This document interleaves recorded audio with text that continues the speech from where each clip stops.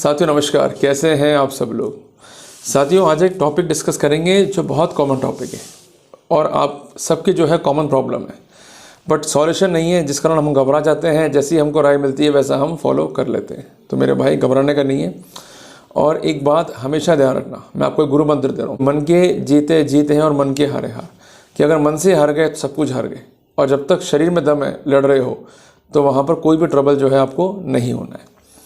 साथियों जो टॉपिक मैं डिस्कस कर रहा हूँ ये बेस्ड है on recent judgement of MP high court. MP means Madhya Pradesh, ठीक है जी। और जिस बेंच ने ये जजमेंट पारित किया है वो है इंदौर बेंच। पिटिशन नंबर है 36844/2024। जजमेंट का टाइटल है सुनील कुमार जैन बनाम यूनियन ऑफ इंडिया। क्लियर है। जजमेंट जो है प्रोनाउंस है 25/11/2024 को। वापस से मैं आपको लिखाना चाहता हूँ ताकि आप एक एक बात को जो है नोट डाउन करते हुए चलें, हमें कोई भी दिक्कत यहाँ पर नहीं है। जो ये टॉपिक है ये जुड़ा हुआ है पासपोर्ट एक्ट से, एंटी करप्शन से, और खासकर ऐसे आरोपियों से जो कि कन्विक्ट हो चुके हैं, जिनको विदेश जाना है और अल्टीमेटली वो जा नहीं पा रहे हैं क्योंकि उनको ये मालूम है या ऐसा बता दिया गया है कि आप अब विदेश नहीं जा सकते क्योंकि आप कन्विक्ट हो गए हैं प्रिवेंशन ऑफ करप्शन एक्ट के तहत। क्लियर है। साथियों इस मामले में क्या हुआ था कि जो अक्यूज्ड है ये आरोपी था प्रिवेंशन ऑफ करप्शन एक्ट के तहत, और इसे जो है कन्विक्शन हुआ धारा 7(13)(1)D PC act with section 13(2) PC act के तहत। यहाँ तक फैक्ट जो है नोट कर लिया आपने। तो अपरेंटली मामला दिख रहा है हमको कि इसने रिश्वत मांगी होगी, रिश्वत जो है प्राप्त की होगी, और अल्टीमेटली पैसा से बरामद हुआ होगा, और सारे के सारे फैक्ट्स जो प्रूव करने होते हैं प्रोसिक्यूशन को, वो प्रोसिक्यूशन सफलतापूर्वक प्रूव कर पाया होगा as per description of the trial court. Clear है। इसलिए कन्वर्ट हुआ है। और ultimately during the pendency of the proceeding means जब आपको सज़ा हो जाएगी किसी भी कानून में, इसको सज़ा हुई प्रिवेंशन ऑफ करप्शन एक्ट के तहत, तो ये व्यक्ति कहाँ गया? ऑनरेबल हाई कोर्ट में। क्योंकि जो ट्रायल होती है प्रिवेंशन ऑफ करप्शन एक्ट में वो कहाँ होती है?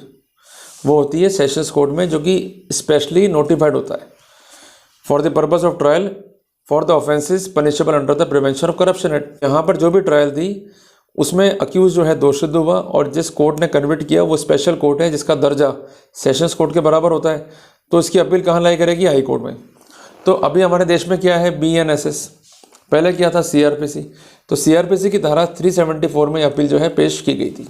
आपको ये बात नोट डाउन रखनी है कि जब भी अपील पेश होती थी या आज भी की जाती है तो उसके साथ में SOS एप्लीकेशन, जिसको हम कहते हैं सस्पेंशन ऑफ सेंटेंस एप्लीकेशन, भी पेश की जाती है। प्रीवियसली ये CRPC के तहत पेश की जा रही थी, जिसके लिए जो कंसर्न अक्यूज था या उनके एडवोकेट साहब थे, ये लोग रिलाय करते थे सेक्शन 389 CRPC पे। इसमें भी ये अर्जी पेश हुई। पहले आपकी अपील एडमिट होगी, उसके बाद ये अर्जी पर सुनवाई होगी, और कोर्ट अगर इस अर्जी को मंजूर करता है तो ड्यूरिंग पेंडेंसी ऑफ अपील जो है आपको जमानत पर रिहा कर दिया जाएगा। अगर ऐसा नहीं होता है तो आपको जो है सरेंडर करना पड़ेगा। यहाँ पर जो कंसर्न आरोपी है ये कंसर्न अथॉरिटी के पास में गया, मीन्स रीजनल पासपोर्ट अथॉरिटी के पास में। इसने अप्लाइड किया पासपोर्ट के लिए कि मेरा पासपोर्ट जो है री इशू किया जाए, पर इसका पिटिशन जो है वो रिजेक्ट कर दिया गया इस ग्राउंड पे कि केस जो है आपका पेंडिंग है और इसकी अपील जो है अभी चल रही है हाई कोर्ट में। जब तक इस मामले का निस्तारण नहीं हो जाएगा तब तक कोई परमिशन पासपोर्ट इशुएंस की आपको नहीं मिल सकती। इस बात से एग्रीड हुआ और अल्टीमेटली ये चला गया हाई कोर्ट में। इसने हाई कोर्ट में उस कंसर्न संस्थान को जो है पार्टी बनाया, और हाई कोर्ट अप्रोच करने के लिए जिस इंस्ट्रूमेंट पर रिलाई किया गया वो था आर्टिकल 226 संविधान। आपको मैं इसलिए नोट करवा रहा हूँ कि हमें प्रॉपर रेमेडी मालूम नहीं होती है कि मूव कैसे करना है। ये प्रशासनिक आदेश है। जब प्रशासन हमारी नहीं सुनता है, प्रोसेस का अब्यूज़ कर रहा है, तो आप अगर हाई कोर्ट जा रहे हैं तो आपको हाई कोर्ट से ये प्रार्थना करनी होती है कि to invoke the extraordinary jurisdiction, ताकि राहत जो है इमीडिएटली मिल सके। तो इन्होंने आर्टिकल 226 संविधान के तहत अप्रोच किया by the virtue of writ of mandamus. इनका कहना यह था कि बेसिकली जो भी मेरे विरुद्ध आरोप था वो प्रमाणित हुआ बाय द प्रोसिक्यूशन। मैंने उसकी अपील कर दी है, अपील उसकी एडमिट हो गई है, and pendency of appeal shall be deemed to be continuation of the trial proceeding. दूसरा कहना यह था इनका कि SOS जो है इस केस में अलाउड हो गया। SOS means suspension of sentence की एप्लीकेशन। तीसरी बात है कि अगर मेरे खिलाफ अपील चल रही है और सस्पेंशन जो है मेरा अलाउड हो गया है, तो pendency of case can not be an impediment to issue the passport.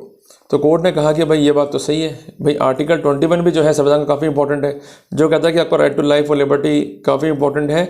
Case का चलना, पेंडिंग होना, इवन कन्विक्टेड है, अपील का पेंडिंग होना, they are not the impediments for the issuance of passport.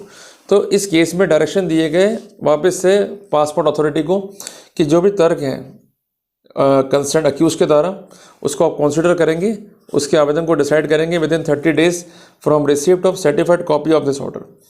अगर ऐसा नहीं करेगी अथॉरिटी अब, तो यहाँ पर एक ही विकल्प बचेगा कंसर्न व्यक्ति के पास में कि वो कंटेंट मूव करे या वापस से हाई कोर्ट जाके कोर्ट को एड्रेस करे कि कोर्ट के डायरेक्शंस के बावजूद भी ये जो व्यक्ति हैं वो मेरी ग्रीवेंसेस को विंडिकेट करने में या रिजॉल्व करने में जो है सहायक नहीं है।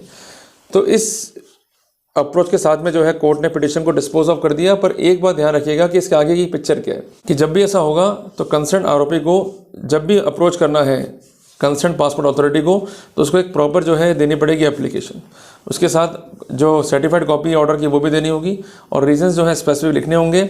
और ये भी लिखना होगा कि गाइडलाइंस है ऑनरेबल सुप्रीम कोर्ट की in the judgement of Indrajit versus Santosh, उसमें ये स्पष्ट कहा गया है कि जो भी जजमेंट आप पारित करें उसमें रीज़न जरूर लिखें। लास्ट टाइम में ऐसा हुआ था कि आपने in limine means in summary in short मेरा आवेदन जो है खारिज कर दिया, मुझे जो है ऑनरेबल हाईकोर्ट में जाना पड़ा, डायरेक्शंस देने पड़े।